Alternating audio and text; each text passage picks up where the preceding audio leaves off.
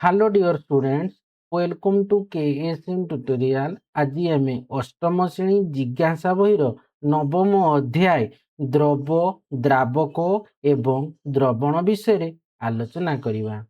পিলামানে পূর্বরু মু পার্ট 1 2 3 বিষয়ে আলোচনা করে সারিছি এবং সে ভিডিওর লিঙ্ক মু ডেসক্রিপশন বক্সরে দেই দিয়েছি। ভিডিওটি ভালো লাগিলে লাইকটে করিব এবং চ্যানেলটিকে সবস্ক্রাইব মধ্য করিদেব এবং ভিডিওটিকে তুম সাংগমানଙ୍କୁ ମଧ୍ୟ সেয়ার করিব। কিছু যদি ডাউট রহিব কমেন্ট বক্সরে জଣାଇବ। তো দেখো আমি স্টার্ট করিবা 9.5.2 রে ଅଛି ସାନ୍ଦ୍ରତା ଉପରେ ତାପମାତ୍ରାର ପ୍ରଭାବଟା କିପରି ରହୁଛି ହେଲେ ସାନ୍ଦ୍ରତା ଉପରେ ତାପମାତ୍ରାର ପ୍ରଭାବ। ତ ଦେଖ ସାଧାରଣତଃ ଉତ୍ତାପ ବୃଦ୍ଧି ସହିତ ଏକ ପଦାର୍ଥର ସାନ୍ଦ୍ରତା ହ୍ରାସ ହେବା ଏବଂ ତାପମାତ୍ରା କମ ସହିତ ସାନ୍ଦ୍ରତା ବୃଦ୍ଧି ପାଏ। ତ ଯେତେବେଳେ ଉତ୍ତାପଟା ବୃଦ୍ଧି ପାଉଛି সেই ସମୟରେ সেই ପଦାର୍ଥର କ'ଣ ହେଉଛି ସାନ୍ଦ୍ରତାଟା ହ୍ରାସ ହେଉଛି।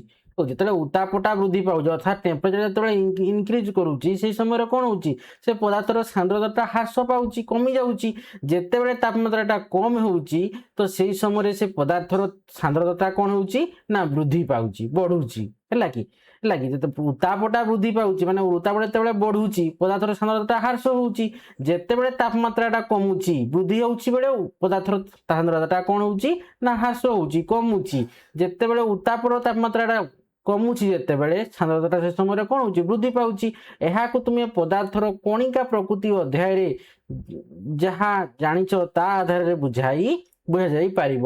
ତ ଦେଖ ତାପମାତ୍ରା ଯେତେବେଳେ ବୃଦ୍ଧି ପାଇଲେ କଠିନ ତରଳ ଗ୍ୟାସ ସମସ୍ତ ପ୍ରକାରର ପଦାର୍ଥରେ କଣିକା ଗୁଡ଼ିକ ପରସ୍ପର ଠାରୁ ଦୂରେଇ ଯାଆନ୍ତି। ଯେତେବେଳେ କ'ଣ ହେବ ଯେତେ ତାପମାତ୍ରା ଆମେ ବେଶୀ ଦେବା ତାମାନେ ସେ କଠିନ ହଉ ବା ତରଳ ହଉ ବା ଗ୍ୟାସି ହଉ ସବୁ ପଦାର୍ଥର କଣିକା ଗୁଡ଼ାକ କ'ଣ ହେବ ପରସ୍ପର ଠାରୁ ଦୂରେଇ ଯାଆନ୍ତି ହେଲା କି ଏବଂ ସେମାନେ କ'ଣ କରନ୍ତି ନା ବିସ୍ତରିତ ସ୍ଥାନ ଅଧିକାର କରନ୍ତି ଯାହାଫଳରେ ତାଙ୍କର ଆୟତନରେ କ'ଣ ହୁଏ ବୃଦ୍ଧି ହୁଏ କିନ୍ତୁ ବସ୍ତୁତ୍ୱରେ କୌଣସି ପରିବର୍ତ୍ତନ ହୁଏ ନାହିଁ।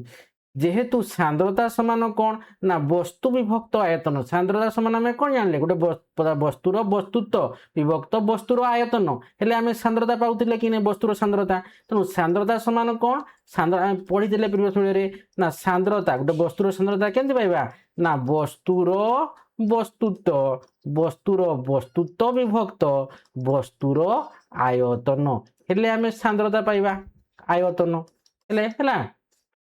তো যেহেতু সান্দ্রতা সমান বস্তুত বিভক্ত আয়তন তেণু গরম করা সময় আয়তন বৃদ্ধি পায় এবং সান্দ্রতা হ্রাস পায়। তেণু আমি গরম যেতবে করুছে সে সময় কোণ হচ্ছে আয়তনটা বৃদ্ধি পাচ্ছে এবং কোণ হচ্ছে না সান্দ্রতাটা হ্রাস পাଉଛି। ସେଥିପାଇଁ ଚାରିପାଖରେ ଥିବା ଥଣ୍ଡା ବାୟୁ ତୁଳନାରେ ଗରମ ବାୟୁର ସାନ୍ଦ୍ରତା କମ ଥିବାରୁ ତାହା ଉପରକୁ ଉଠେ। ସେ ସମୟରେ କ'ଣ ହେଉଛି ଯେତେବେଳେ ଆମେ ଜାଣିଲେ କ'ଣ ଯେତେବେଳେ ଉତ୍ତାପଟା ବୃଦ୍ଧି ପାଉଛି ପଦାର୍ଥର ସାନ୍ଦ୍ରତାଟା ହ୍ରାସ ପାଉଛି ଯେତେବେଳେ ତାପମାତ୍ରାଟା କମୁଛି ସେ ସମୟରେ ଆମର କ'ଣ ହେଉଛି ପଦାର୍ଥର ସାନ୍ଦ୍ରତାଟା ବୃଦ୍ଧି ପାଉଛି। ତେଣୁ ଯେତେବେଳେ ଗରମ କରୁଛେ ତ ସେ ବସ୍ତୁର ବସ୍ତୁତ୍ୱ କି ପରିବର୍ତ୍ତନ ହଉନି କିନ୍ତୁ ତାର ଆମର କ'ଣ ଆୟତନରେ ବୃଦ୍ଧି ହେଉଛି କାରଣ ସେ ଗରମ ହେଲା ମାନେ କ'ଣ ହେଉଛି ସେ ମାନେ ସେ କଠିନ ହଉ ବା ତରଳ ହଉ ବା ଗ୍ୟାସୀୟ ସମସ୍ତ ପୃଥିବୀର କଣିକା ଗୁଡ଼ାକ ସେମାନେ କ'ଣ ବିସ୍ତାରିତ ହେଇକରି ସେମାନେ ସ୍ଥାନଟାକୁ ଅଧିକାର କରିବେ ହେଲା କି ତାମାନେ ପରସ୍ପରଠାରୁ ସେମାନେ ଦୂରେଇ ଯିବେ ତାମାନେ ସେଠି ଆୟତନରେ ତାଙ୍କର ବୃଦ୍ଧି ହେଲା କି ତେଣୁ ଗରମ କରିବା ସମୟରେ ବସ୍ତୁର ଆୟତନ ବୃଦ୍ଧି ପାଏ ଏବଂ ସାନ୍ଦ୍ରତାଟା କ'ଣ ହେବ ଆୟତନଟା ବସ୍ତୁର ଆୟତନଟା ବୃଦ୍ଧି ପାଇବ କିନ୍ତୁ ସାନ୍ଦ୍ରତାଟା ହ୍ରାସ ପାଇବ। ସେଥିପାଇଁ ଯେତେବେଳେ ଚାରିପାଖରେ ଥଣ୍ଡା ବାୟୁ ତୁଳନାରେ ଗରମ ବାୟୁର ସାନ୍ଦ୍ରତା କମ ଥିବାରୁ ତାହା ଉପରକୁ ଉଠେ। ଗରମ ହେଇଗଲା ମାନେ ସେ ବାୟୁଟା କ'ଣ ହେବ ସାନ୍ଦ୍ରତାଟା କମିଯିବ ଫଳରେ ସେ ଉପରକୁ ଉଠିଯିବ ହେଲା କି ତେଣୁ ସେଥିପାଇଁ ଆମର ଗରମ ବାୟୁ ପୂର୍ଣ୍ଣ ବେଲୁନ ଗୁଡ଼ାକ ତାମାନେ କି ପାଇଁ ଉପରକୁ ଉଠି ଯାଉଛି ତାମାନେ ସେ ତା ଚାରିପାଖରେ ଯେଉଁ ଥଣ୍ଡା ବାୟୁ ତୁଳନାରେ ଗରମ ବାୟୁଟା ହାଲକା କି ନାହିଁ ତ ତାମାନେ ଗରମ ବାୟୁର ସାନ୍ଦ୍ରତାଟା କମ ଫଳରେ ସିଏ କ'ଣ କରୁଛି ନା ସେ ଉପରକୁ ଉଠି ଯାଉଛି ତେଣୁ ଗରମ ବାୟୁ ପୂର୍ଣ୍ଣ ବେଲୁନ ତାମାନେ ଗରମ କରିବା ସମୟରେ ଆୟତନଟା ବୃଦ୍ଧି ପାଇଲା ସାନ୍ଦ୍ରତାଟା କମ ହେଲା ହ୍ରାସ ପାଇଲା ଫଳରେ ଗରମ ବାୟୁ ପୂର୍ଣ୍ଣ ବେଲୁନଟା ମାନେ ଉପରକୁ ଉଠିଗଲା। ତେଣୁ ଦେଖ ଚାରିପାଖରେ ଥଣ୍ଡା ବାୟୁ ତୁଳନାରେ ଗରମ ବାୟୁର ସାନ୍ଦ୍ରତା କମ ଥିବାରୁ ତାହା ଉପରକୁ ଉଠେ ଏବଂ ଗରମ ବାୟୁ ପୂର୍ଣ୍ଣ ବେଲୁନ ସମାନ ନୀତିରେ ସେ କ'ଣ କରେ ନା କାର୍ଯ୍ୟ କରେ। ତାପରେ ଦେଖ 9.5.3 ରେ ଦେଖ ଅଛି ସାନ୍ଦ୍ରତା ଉପରେ ଚାପର ପ୍ରଭାବ କିପରି ସାନ୍ଦ୍ରତା ଉପରେ ଚାପର ପ୍ରଭାବଟା ପଡୁଛି। ତ ଦେଖ ପଦାର୍ଥର ଅବସ୍ଥା ଅନୁଯାୟୀ चाप सांद्रता को भिन्न भाव में प्रभावित करिथाय।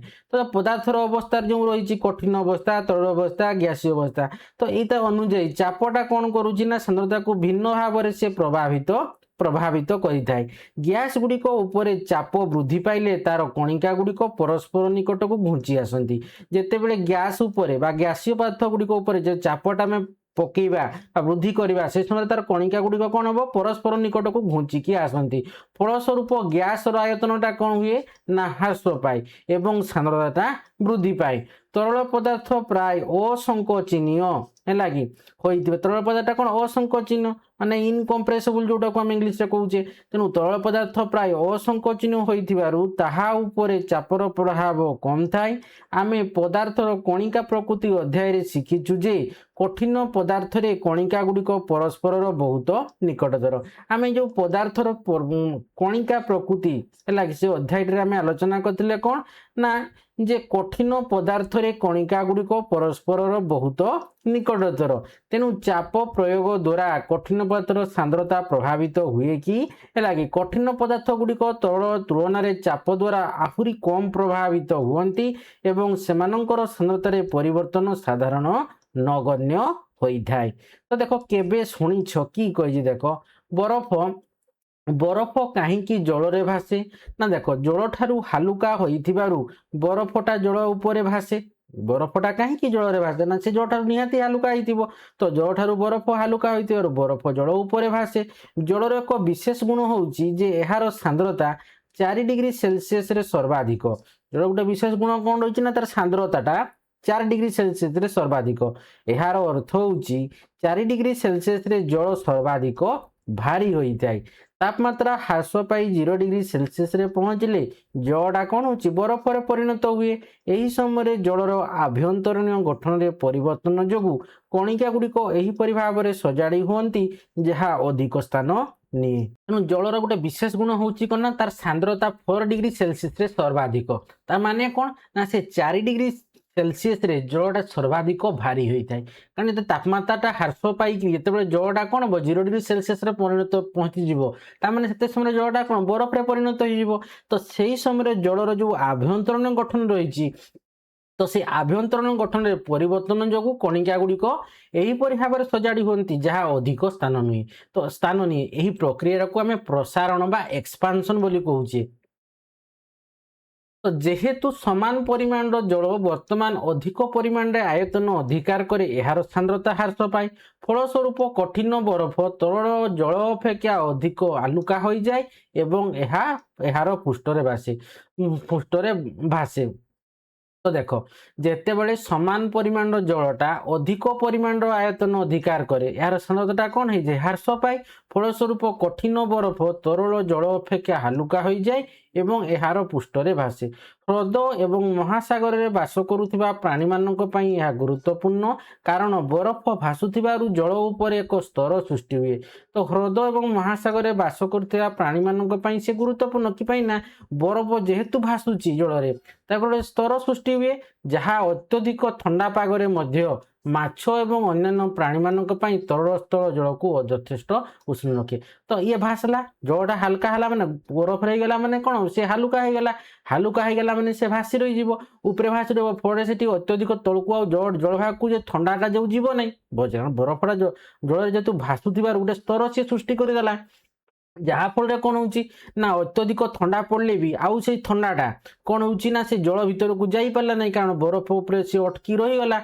तो से जो माने तले जो गरमटा रहा से गरमटार है कि अन्य प्राणी मैंने जो सब रही जलचर प्राणी गुड़ाक से कौन कला उष्ण रखला फल अन्य प्राणी मान तल स्तर जल को यथेष्ट उष्ण रखे।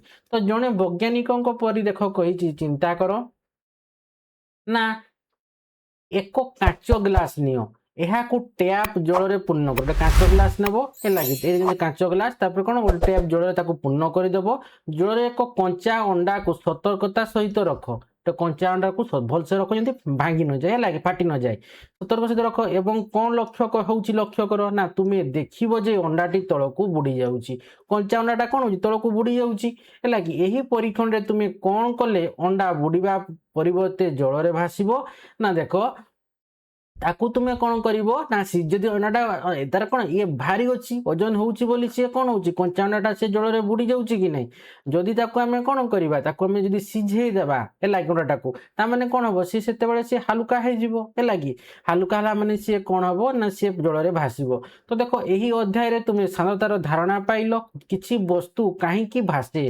किछि वस्तु बुड़ी जाय ताहाकू सांद्रता किपरि आंशिक भाव रे व्याख्या करे से विषय रे जानिलो। तो कौनसी वस्तु भासीबा बा बुड़ी जिबा केवल वस्तुर सांद्रता नुहे यार आकृति एवं यह द्वारा अपसारित तरल पदार्थर आयतन उपरे मध्य निर्भर करे।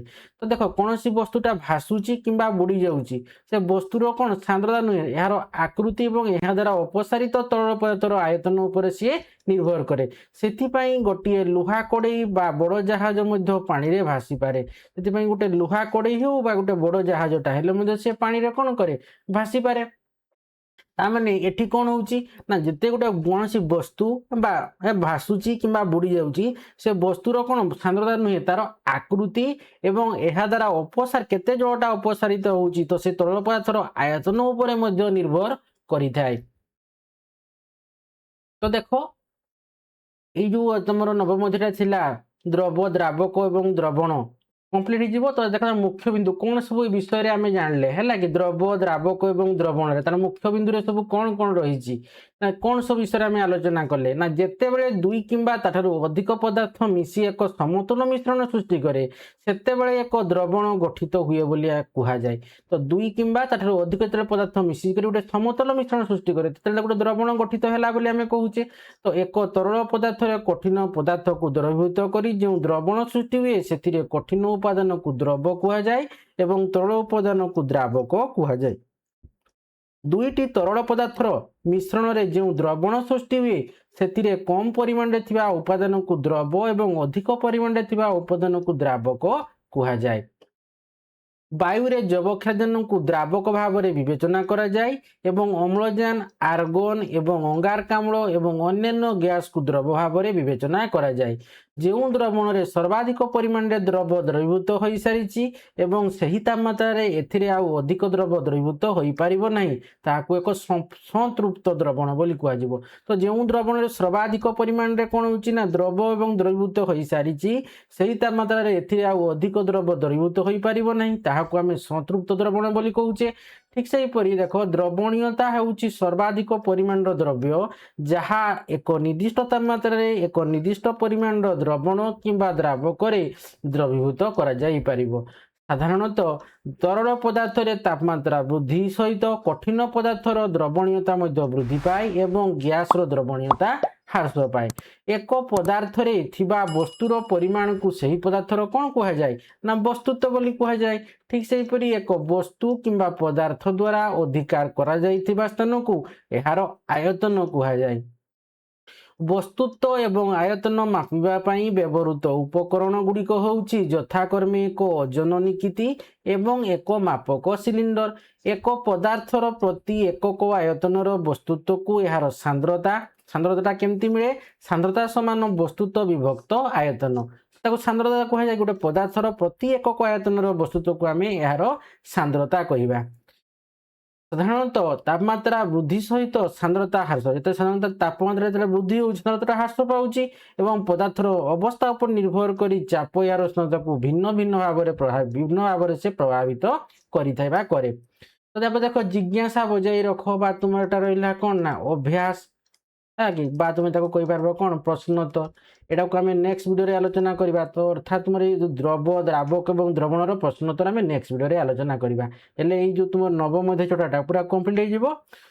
तो आशा करुच्ची पिला माने आज जो भिडियोटा विषय में भिडियो आलोचना कले भिडियो को तुम भल भाव बुझीपारि भिडियो को लाइक कमेंट और प्रचुर मात्रा रे शेयर करिवो एवं जो माने पर्यंत चैनल को सब्सक्राइब करिनो अति चैनल को सब्सक्राइब करिनबो एवं पाखरे थिबा बेल आइकन टी को मैं दबाई देबो जहा फल रे कि मैं वीडियो छाडछु तुमको नोटिफिकेशन पड़ेबो पड़े तुम जानि पारिबो। धन्यवाद।